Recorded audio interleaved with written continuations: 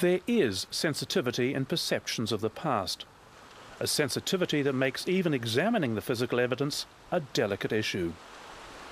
In the far north of the country, we set out to see if there was anything in the archaeological record that reflected the stories of widespread warfare and consumption of human flesh. Above this bay, in Steep Bush, we learnt of some apparently ancient pre-European human remains. But in order to have a pathologist examine the bones for evidence of cannibalism, we had to report the find to the local coroner and police, and take with us an iwi representative and local kaumātua. Ancient bones abound in this area, sometimes washed from the hills down to the beach or revealed by erosion. When they're found, local elders like Eru Garland believe there are special prayers to be said before the remains can be examined. Hey, all finished now, mate. Okay. Yeah. Thank you. Once this ceremony is complete, pathologist Tim Lyons can begin to make an assessment of the bones. I mean, initial impression is that these are adult skulls, but from the size. But you can't say for sure without further forensic tests. That's correct. Any indication as to how these people died? Are there any marks, any damage, any apparent injuries? There's not obvious tool marks. This skull's separated along the suture lines, and again, it is fragmented. The one surviving, deeply worn tooth tells Tim that the bones are likely pre-European, simply from the kind of food they ate. It's evidence of a diet where people are eating foods that are likely to grind the teeth down, you know, sand, so soil and sand in the diet. But these teeth are very well worn down. And I think. But with bones this old, is there any evidence of cannibalisation? We get to examine a fair number of bones of varying ages, and equally well, this type of irregularity at the ends of bones also typical of sort of animal predation. So you can't say with complete certainty one way or the other whether these people were the victims of cannibalism? No. I mean, there are no specific tool marks on these bones.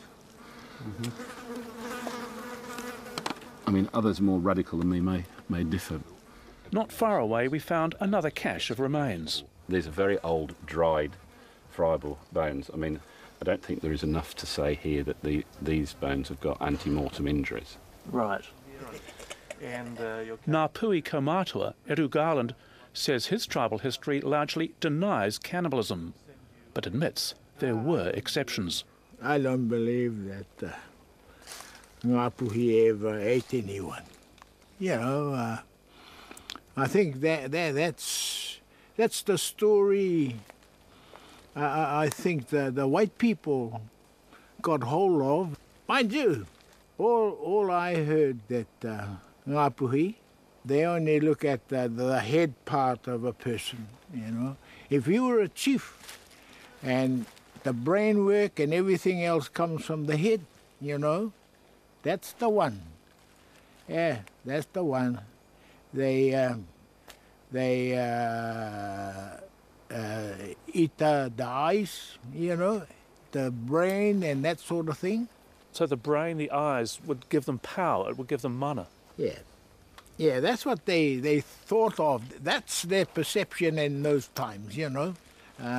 It's just something that they think that they will get the mana from that person, you know. There is that aspect of it as well.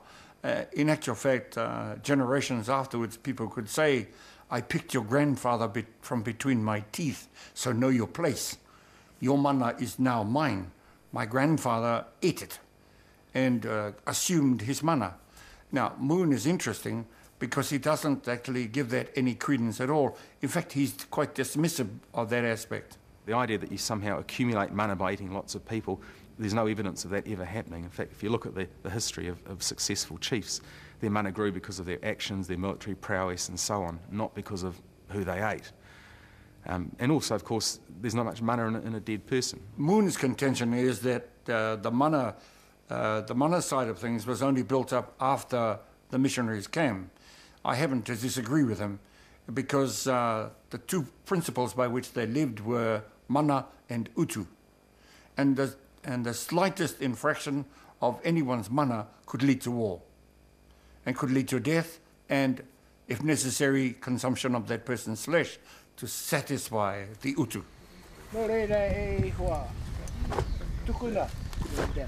The intertribal warfare and cannibalism died out a long time ago, but the echoes still reverberate in the relationship between the races. Today, there's an effort to lay the past to rest and move on. Kaumatua Eru Garland got us to carry the bones downhill to the local cemetery, where he buried them, away from the prying eyes of journalists and pathologists. But is this moving on or covering up? I wouldn't say that I'm suggesting that it's a chapter that should remain closed. I have no problem about it being discussed. It's just that we're living in very sensitive times right now, and we are trying to find a way ahead together as a country, and this book does not help progress that.